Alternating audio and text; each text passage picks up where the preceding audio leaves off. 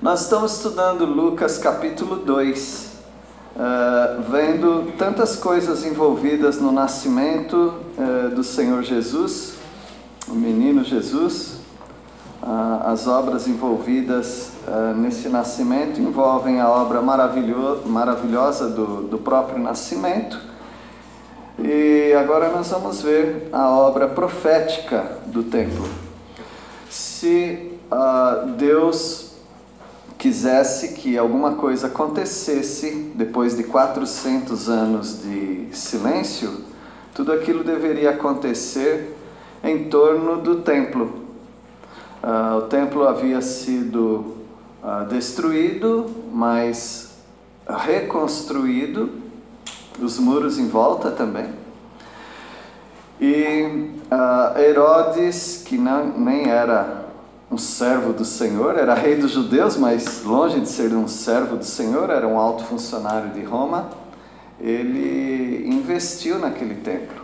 Por isso é chamado, na reforma daquele templo, é chamado de Templo de Herodes. Até uma profanação, né? O Templo de Herodes. Mas ele era o homem do dinheiro, o homem que patrocinou a reconstrução do templo, com um objetivo muito claro, de ganhar simpatia do povo, sobre o qual ele era designado rei.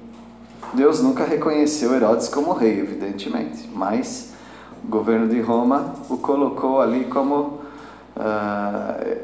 com esse título de rei. Mas Deus, na sua infinita sabedoria, soberania, Ele vai envolvendo coisas erradas com coisas certas, mas para trazer nesse mundo um cenário para o Senhor Jesus. Jesus nasce, nós já vimos bastante coisas que nós não vamos repetir agora, sobre o que estava envolvido no nascimento de Jesus, e agora vamos estudar um pouco sobre outra obra envolvida, que era profecias. Meus irmãos, se Deus falhar em uma profecia, você não precisa mais seguir Deus, porque Ele seria igual um homem. Por isso as profecias são tão importantes e nós não devemos desprezá-las. A base da sua fé repousa em profecias, não profetadas, não em pessoas que se autodenominam profetas, não pessoas que estão trazendo para si uma responsabilidade que elas não têm, de prever futuro, prever o seu destino. Não. Entre esses grandes profetas e a palavra da irmã Rosilene, eu fico com a palavra da irmã Rosilene: em tudo dai graças. Né? Então você não tem que ir atrás desses hereges, dessas pessoas que tomam o nome de Deus em vão para tentar conduzir a sua vida. Esquece essas pessoas. Fique com a palavra do Senhor. Já tem profecias em grande quantidade na Bíblia para você estudar e verificar.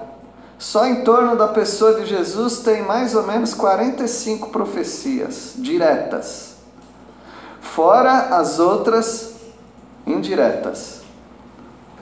Você passaria meses e meses estudando as profecias referentes à pessoa maravilhosa de Jesus. Você vai trocar Jesus por um pé rapado do YouTube? Não, faz isso não.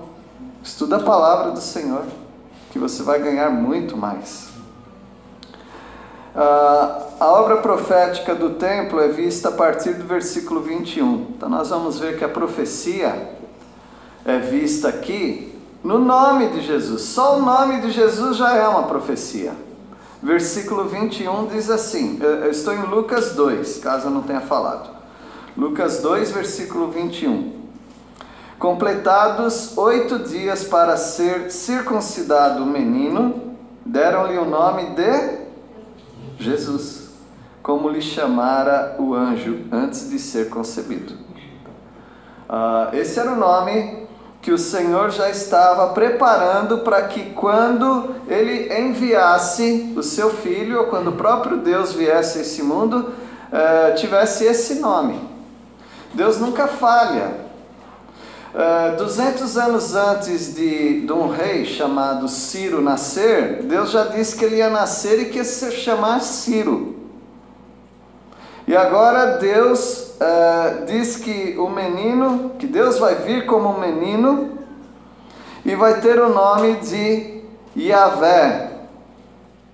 Yahvé quer dizer Deus, que na nossa língua é G com J aqui, né? Só que não tem esse som em hebraico.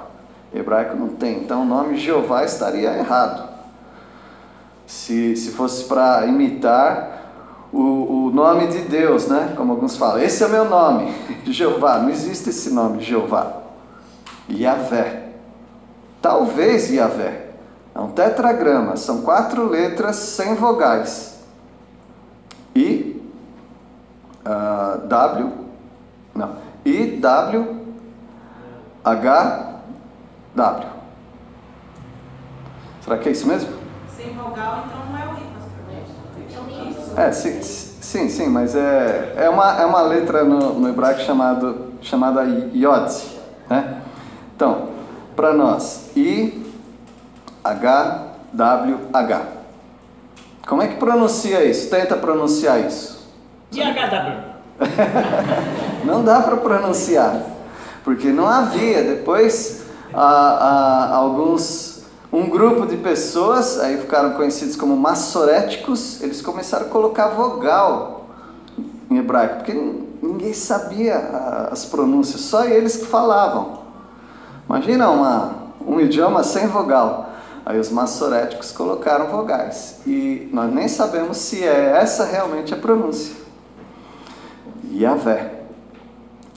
E Deus queria que o nome dele fosse Yahvé, que quer dizer eu sou, junto com outra palavra, Sus, que é Salvador.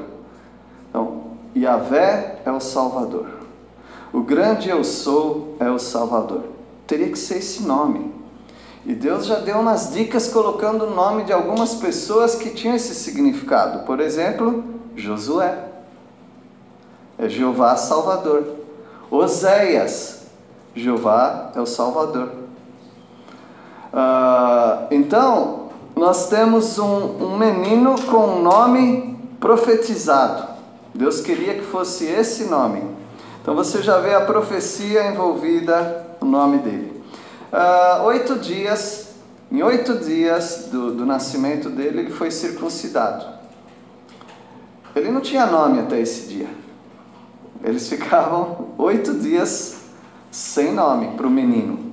Aí eles colocavam o nome no momento da circuncisão. O pai, o avô de preferência, o pai ou alguém importante na família segurava o menino, enquanto o sacerdote fazia a cirurgia da circuncisão. E ali era consagrada aquela criança, colocado um nome nela. E ali foi o nome Jesus. Yahvé é o Salvador. E o anjo disse que seria assim, e aconteceu assim. Então o nome dele já é uma profecia. A profecia também é vista na lei de Moisés, nas regras de purificação, quando a mãe tinha que se purificar de ter dado à luz a um menino. O menino 40 dias, a menina 80 dias. Não me pergunte por quê, que eu não sei. Mas era o tempo de purificação que a mãe teria que ter, né? Antigamente as mulheres tinham resguardo. Ficava aí 40 dias, sei lá quantos dias, sem lavar a cabeça, né? E várias outras coisas. Não sei se eles tiraram da lei de Moisés, mas era a purificação que as mulheres tinham. Versículo 22 diz assim: passados os dias da purificação deles, da mãe, do filho, né? Segundo a lei de Moisés, levaram-no, ou seja, levaram Jesus a Jerusalém para o apresentarem ao Senhor. Então notem que Deus já tinha dado as leis de purificação, e Maria, ela cumpre isso juntamente com José, e colocando o regime da lei sobre aquele menino, mostrando o que Deus mandou lá no passado é para se cumprir e fazer hoje. Então nós vemos a profecia envolvida também no nascimento e na circuncisão, no nome, na purificação. Versículo 23. Conforme o que está escrito na lei do Senhor, todo primogênito ao Senhor será consagrado. Aqui já é outra lei, não é a lei da purificação, é a lei do resgate. Depois da Páscoa, a primeira Páscoa, que vocês sabem que foi com a libertação do Egito, Deus estava colocando uma regra para todas as famílias. Todos os animais que você tivesse, do gado, né, do rebanho bovino, caprino, né, cordeiros, ovelhas, todo primogênito deveria ser morto. Ele era sacrificado para lembrar da saída do Egito. A última praga não foi essa? A morte do primogênito? Então, para lembrar isso. Então, tinha que dar o primogênito para o Senhor em sacrifício. Aí quando nascesse o filho, então o primogênito tinha que matar, dar para Deus. Opa! Aí não dá certo, né? Aí não. Então, para ele não morrer, você tinha que comprar de Deus. Você tinha que comprar o seu filho. Você tinha que dar as moedas de prata no templo, que era o preço da redenção do primogênito. Então Jesus tinha que ser comprado. Os pais tinham que oferecer ao Senhor o preço. Só que tinha as escalas, né, de classe social. Tinha gente que tinha mais dinheiro, tinha gente que tinha mais ou menos, tinha gente que não tinha quase nada. O caso dos pais de Jesus, eles não tinham quase nada. A redenção de Jesus é uma redenção de pobre. Qual foi a redenção de pobre? Versículo 24. E para oferecer um sacrifício, segundo o que está escrito na referida lei, um par de rolas ou 2 pombinhos. No caso deles, então, era esses animais dos mais baratos. Então, o Senhor Jesus, ele foi envolto, ou seja, em volta dele estava profecias, várias profecias envolvidas nos primeiros dias de Jesus, inclusive o resgate do primogênito, Jesus. Dando um exemplo e já prefigurando a própria morte dele, o primogênito de Deus que seria dado em nosso lugar, para nós não morrermos. No versículo 25 em diante, a profecia é vista aqui também na apresentação de Jesus. Hoje nós apresentamos um bebezinho aqui na igreja chamado João Luca. Não é a mesma apresentação, tá bom? Aqui é só porque nós somos um grupo e é uma pessoa chegando pela primeira vez na igreja e nós queremos apresentar os pais, ou a mãe no caso, e a avó querem apresentar a criança. E até se comprometendo, nós queremos educá-lo nos caminhos do Senhor. Mas a apresentação do Senhor Jesus é uma apresentação profética. Em volta daquele menino tinha muitas coisas acontecendo. Ele ia revolucionar esse mundo. Ele ia transformar esse mundo. A família aqui que dirigiu, a irmã, falou sobre transformação. Como Deus transforma a vida. E o Senhor Jesus é quem coloca isso nos nossos corações. Por causa dele é derramado nos nossos corações o amor de Deus. E aí nós conseguimos dar graças por coisas difíceis da vida. E o Senhor Jesus, quando é apresentado, profecias estão envolvidas nele, na pessoa dele, em volta dele, ele é protegido com as profecias. Vamos ver um pouquinho dessas profecias, versículo 25. Havia em Jerusalém um homem chamado Simeão, homem este justo e piedoso, que esperava a consolação de Israel, e o Espírito Santo estava sobre ele. Todo mundo precisa de consolação. Todos nós temos agonias na nossa vida. Quando eu estava cantando hoje o hino Mestre, o Mar se Revolta, estava passando na minha cabeça algumas pessoas pelas quais eu estou orando. E é como se eu fosse essas pessoas. Eu estava me imaginando essas pessoas orando e clamando ao Senhor e pedindo ao Senhor aquela bonança da última estrofe, para que as coisas se acalmem na vida delas. Eu estava orando assim. Quem sabe alguém estava orando por mim também, porque é assim que nós fazemos. Eu oro por você, você ora por mim. E a orar assim, pensando na consolação que todos nós esperamos. Esse homem chamado Simeão é um homem justo, piedoso ao Senhor. Assim como você e eu, ele esperava a consolação. O coração dele deveria estar ansioso, deveria estar agoniado com certas coisas da vida, do dia a dia, mas além disso, ele esperava: Senhor, transforma a minha nação. E ele tem um grande privilégio de pegar a consolação no colo dele. Já pensou? Pegar no meu colo a consolação para todo o mundo. E o Espírito Santo estava sobre ele, sobre Simeão. E Simeão que vai falar é vindo do Espírito Santo. E tem a ver com profecias de Deus. Versículo 26. Revelar-lhe o Espírito Santo que não passaria pela morte antes de ver o Cristo do Senhor. Cristo quer dizer ungido. Então, ele não morreria sem ver o ungido do Senhor, aquele que o Espírito Santo o revestiria. E aí você pode ter a sua perspectiva. Talvez alguém pensasse assim: nasceu Jesus, eu vou morrer, não é? Chegou o momento da minha partida, porque o Espírito Santo revelou que ele não morreria sem antes ver o ungido do Senhor. E agora ele reconhece que é. Mas ele não está assim, desesperado, agora eu vou morrer, né? Não deu nem para aproveitar nada da consolação do Senhor. Não, agora que você vai experimentar toda a consolação do Senhor. E por isso então ele se alegra. Versículo 27.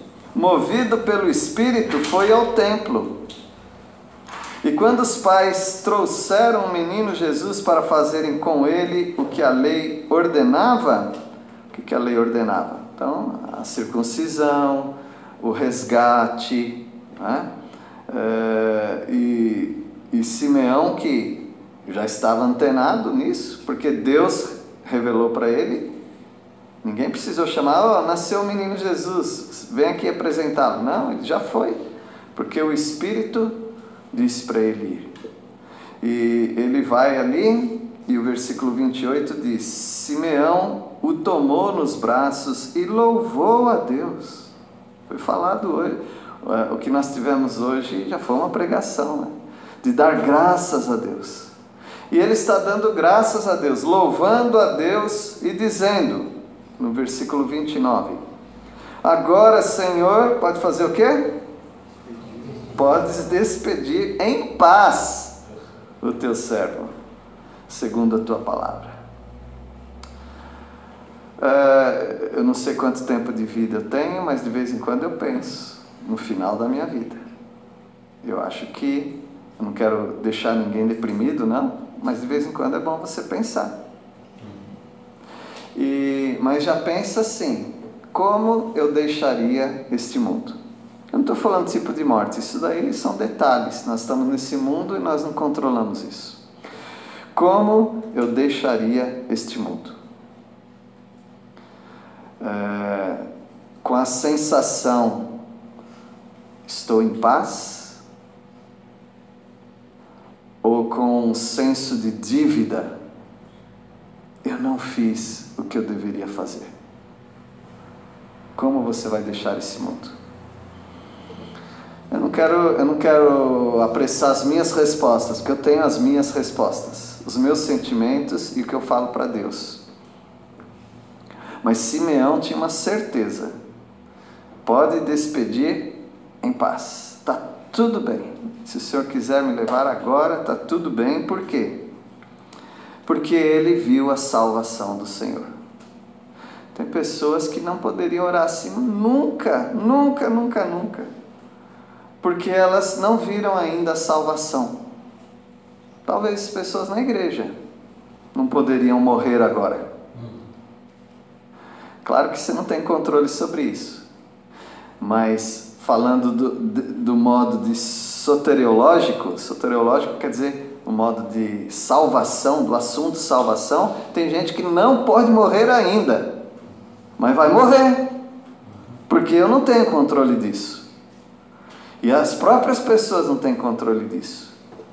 Mas você tem controle de uma coisa: de aceitar Jesus como seu único e suficiente Salvador. Isso você tem controle. E uma vez que você aceita o Senhor Jesus, você está nas mãos dele.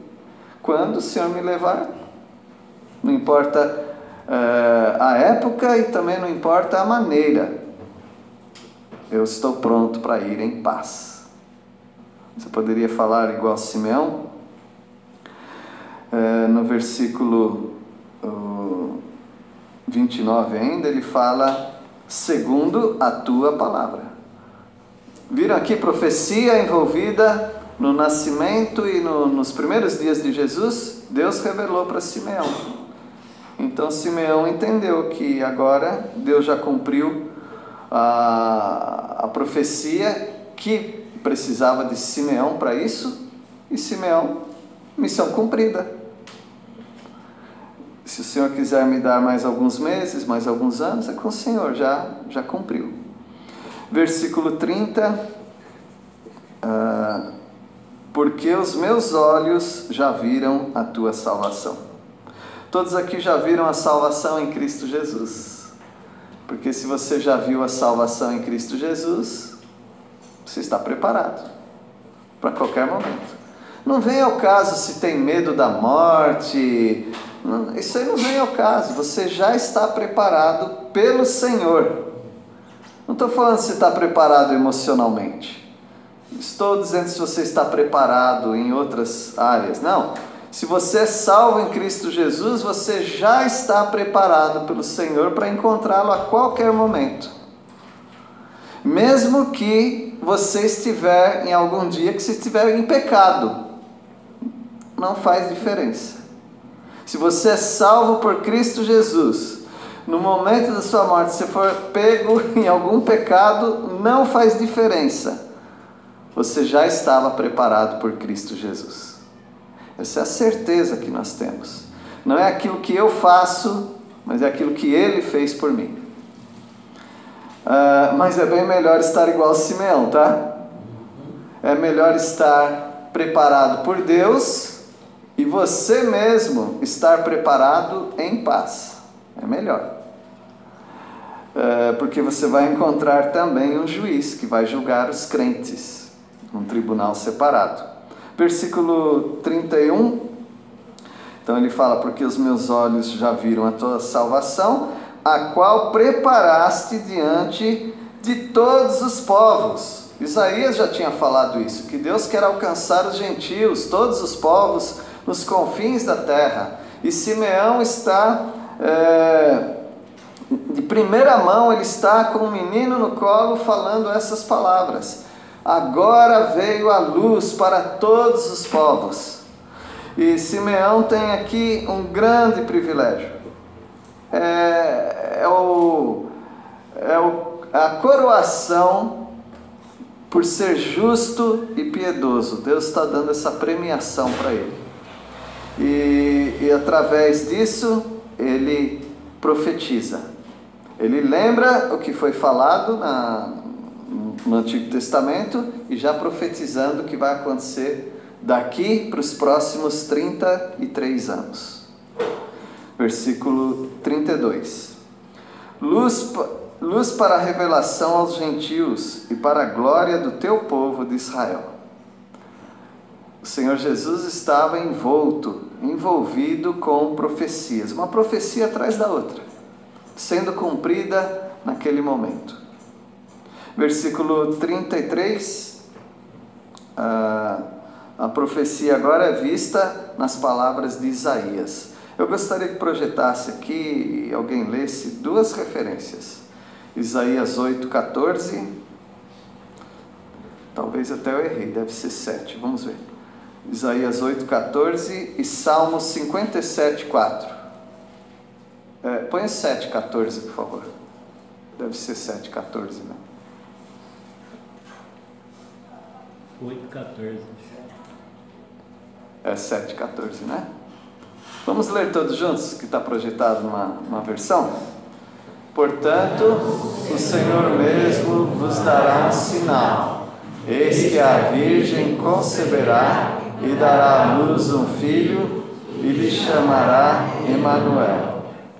Então nós temos essa profecia sobre o menino Jesus. E a outra é Salmo 57,4. Vamos todos ler juntos? Acha-se a minha alma entre leões, ávidos de devorar os filhos dos homens. Lanças e flechas são os seus dentes, espada afiada a sua língua. Esse aí talvez não está fazendo sentido para você agora, mas já vai fazer, tá bom? O Senhor Jesus estava envolvido, sobre ele estava envolvida algumas profecias. Por exemplo, ele nascer da Virgem, que foi já apresentada, né? A Maria. Mas algo vai acontecer com Maria, e Simeão já está profetizando isso. Então a agonia de Jesus no mundo não era só por ele, era por várias pessoas, inclusive pela mãe dele, que era muito querida para ele. E às vezes nós estamos sofrendo pelos nossos queridos. Todos aqui já, talvez, né, já sofreram com seus pais, vendo seus pais sofrerem. Talvez alguns aqui estão sofrendo em verem seus pais que ainda não podem dizer: despede em paz o teu servo. Nós estamos sofrendo. Alguns estão sofrendo pelas doença dos pais, a velhice dos pais. E o Senhor Jesus, ele estava no mundo com todas as consequências do pecado. Ele não tinha pecado, ele não tinha doenças, mas ele sofria pelo pecado das pessoas, pela doença das pessoas e pela morte das pessoas. Foi uma vida intensa de sofrimentos na vida de Jesus. E a profecia já dizia isso sobre esse homem de dores, porque Isaías diz que ele é homem de dores. Você acha que Jesus era um homem de dores só na cruz? Não, a vida dele foi cheia de dores. Não dores físicas, mas dor, aquela dor inexplicável, interior. Ele teve muitos e muitos sofrimentos.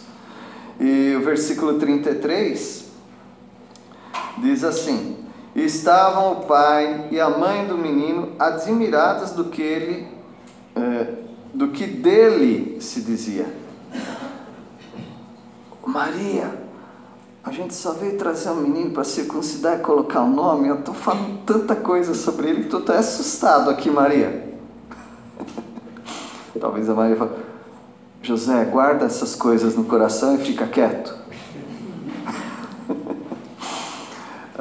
E imagina os pais ouvindo tudo aqui. Começou a crescer demais.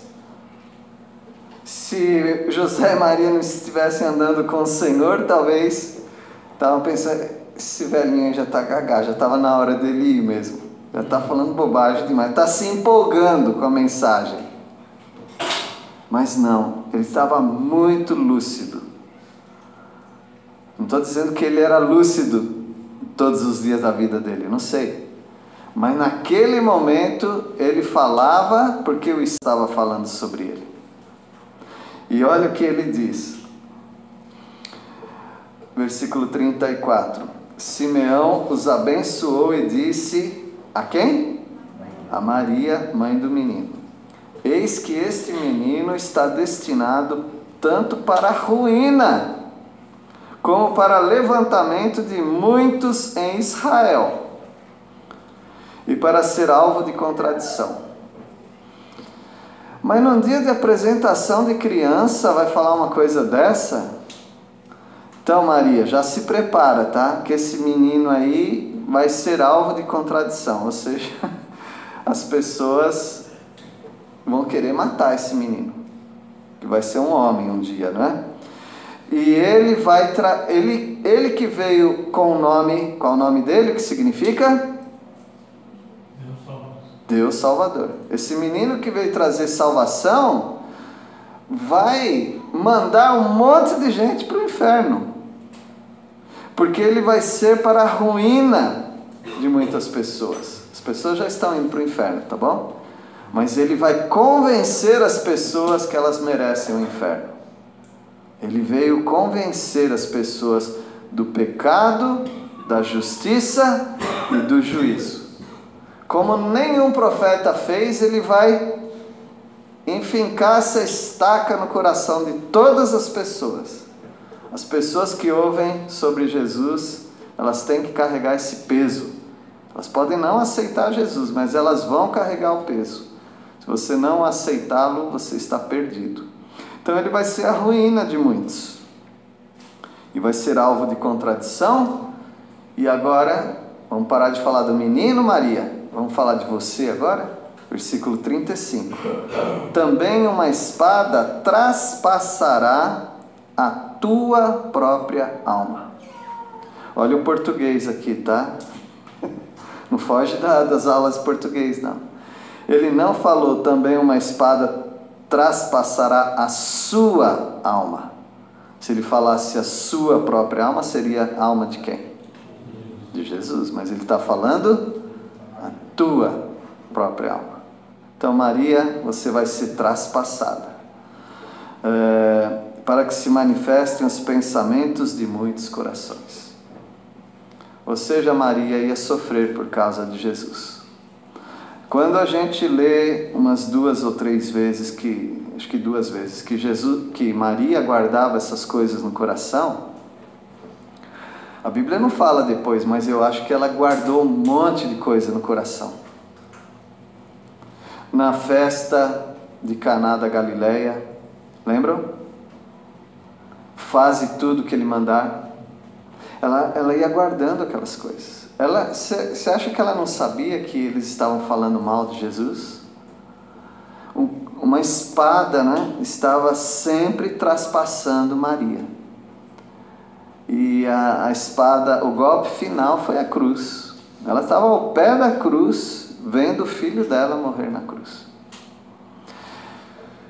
E Jesus não abandonou, né? Falou para João, essa é tua mãe. Falou para a mãe dele, esse é teu filho. Jesus não abandonou, como ele não vai nos abandonar nunca também. Mas debaixo de muito sofrimento, essa mulher criou o filho e viu o filho até o final da vida dele, que já foi por si só difícil, né? Ver o filho morrer. Mas ela estava depois fielmente, lá em Atos 1, orando e aguardando a promessa que o Senhor Jesus fez, né? De enviar o Consolador, o Espírito Santo. Muita profecia envolvida na vida de Jesus. A profecia é vista também na vida de Ana. Vamos estudar sobre essa velhinha, a Ana. Versículo 36. Havia uma profetisa chamada Ana, filha de Fanuel, da tribo de Aser, avançada em dias, que vivera com seu marido 7 anos, desde que se casara. Mais uma Ana aqui, né, gente? Lembra da Ana lá de Samuel? Agora essa outra Ana, mulher piedosa ao Senhor, não saía do templo. Ela ficou casada há 7 anos e depois ficou viúva e já se entregou para o templo, como algumas mulheres faziam. Não queria casar mais, queria servir ao Senhor.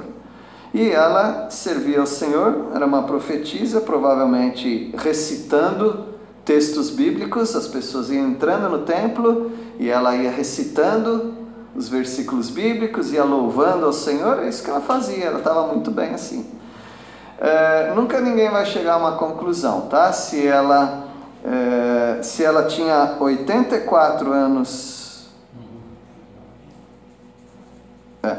se ela tinha 84 anos de vida, ou se ela era viúva há 84 anos, nós não sabemos. Se ela era viúva há 84 anos, então ela tinha mais ou menos 103 anos, né? Ela se casava com 15 anos, até menos. E versículo 37, que era viúva de 84 anos. Esta não deixava o templo, mas adorava noite e dia em jejuns e orações. Amava o Senhor, não é? Versículo 38. E chegando naquela hora, dava graças a Deus e falava a respeito do menino a todos os que esperavam a redenção de Jerusalém. Tenho muita curiosidade de saber o que ela falava para as pessoas. Eu imagino que ela começava a citar versículos, né? Porque ela não falava de si mesma e falava do menino. Quem sabe ela já tem até falado nesse momento sobre Isaías 53 e ninguém se apercebeu da trajetória desse menino. Tudo na vida de Jesus tinha profecia envolvida. Ame as profecias, ame a palavra do Senhor. Você vai descobrir muito. Se você não precisa, eu quero descobrir. Não, teólogos já fizeram isso. Busca na internet as profecias relacionadas a Jesus. Pede para mim, eu te mando uma lista das profecias. Aí você lê no Velho Testamento e lê no Novo Testamento. Garanto que você vai ficar horas e horas. Como você não tem horas e horas, um pouquinho cada dia, você vai passar alguns meses estudando a vida de Jesus. Não vale a pena?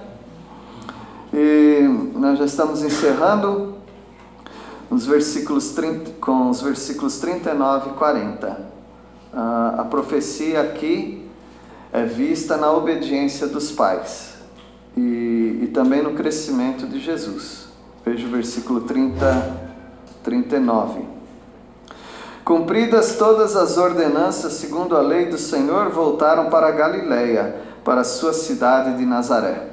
Semaninha agitada, hein? Agora eles estavam voltando, depois de terem feito tudo que a lei do Senhor manda a respeito de Jesus. E claro, Jesus não poderia ter pais descuidados. E aí eu faço minha pergunta hoje. Deus, se fosse naquela época, Deus daria Jesus para você cuidar? Imagina, ele daria Jesus para alguém que nem vai à igreja? Acho que ele não faria isso, né? Será que ele daria Jesus para alguém que nem medita na palavra do Senhor, nem ora? Será que ele daria Jesus para alguém que não ama o próximo? Não. Deus não é inconsequente. Deus daria Jesus para pais piedosos, pais que já andavam com o Senhor. E foi isso que ele fez. Cumpridas todas as ordenanças. Então foram pais exemplares. E eles voltaram para Galileia. E Jesus, o que aconteceu com Jesus? Para mim isso é o poder de Deus envolvendo esse menino. Já conheci, e vocês também, alguns já tiveram experiência, de crianças que não passaram dos 12 anos de idade, morreram antes. Conheci menino que morreu com carrinho de rolemã. Conheci colegas Minha primeira experiência com morte de alguém assim foi com o meu amigo, que eu ia para a casa dele, chamava e a gente ia para a escola. Primeiro ano, eu tinha 7 anos de idade. Depois o menino não aparece na escola, né? Eu chamei, ninguém apareceu. Daí a professora falou, morreu atropelado. Aquilo me abalou demais. O mundo é muito perigoso para crianças, para adultos, mas pensando no Senhor Jesus. Um acidente poderia envolver Jesus? Claro que sim. Mas Deus o protegeu. Com pais que não eram bêbados, com pais que não eram inconsequentes, com pais que cuidavam do menino. Deus consegue juntar a soberania dele junto com a responsabilidade dos homens. Foi isso que ele fez. Por isso você tem o versículo 40. Crescia o menino e se fortalecia, enchendo-se de sabedoria, e a graça de Deus estava sobre ele. Deus cuidou desse menino. E ele crescia, se fortalecia porque ele era um menino saudável, ele comia bem, ele fazia exercícios, ele estudava, aprendeu a ler, escrever, se submeteu a isso, né? E aqui a palavra foi colocada enchendo-se de sabedoria, mas na verdade é pneumasofia, ou seja, o espírito de sabedoria. Estava em Jesus o espírito de sabedoria. Era um menino que desde criança já tinha a sabedoria que era própria dele, a sabedoria de Deus. E eu fico imaginando, eu não sei quantos de vocês já viram esses vídeos eu vi já de Cristiano Ronaldo, eu acho, eu não sei, um velhinho chegando numa quadra, bem velhinho assim, e aí pega a bola e começa a fazer umas embaixadinhas e umas coisas muito... Todo mundo admirou. Aí ele tira o disfarce, né? Era o Cristiano Ronaldo, era o Neymar, eu não sei mais quem fez essas coisas, né? Todo mundo... Agora sim está explicado. Então o Senhor Jesus, não é que ele estava disfarçado, mas o Senhor Jesus, imagina, desde criança, pequeno, sendo o próprio Deus, sendo o sabedor de todas as coisas, se submeteu a aprender a ler e escrever, aprendeu várias coisas. Os livros apócrifos, você pode ler se quiser, mas não pode acreditar, tá? Se um menino mexesse com ele fazia maldade, fazia mágicas, não, nada disso. Ficava curando passarinhos e... Não temos que fantasiar a vida de Jesus. Ele cresceu como um menino normal, um menino vulnerável que os pais precisavam cuidar dele. Profecia estava envolvida nesse menino. Deus o abençoou. Assim como eu desejo que Deus abençoe cada um de vocês também, com a pessoa de Jesus. Vamos orar. Agradecemos, Senhor, porque muitas profecias estavam e estão envolvidas em torno da pessoa de Jesus Cristo. Vale a pena estudarmos e pedimos a Deus dar-nos motivação para isso. Oramos em nome de Jesus. Amém.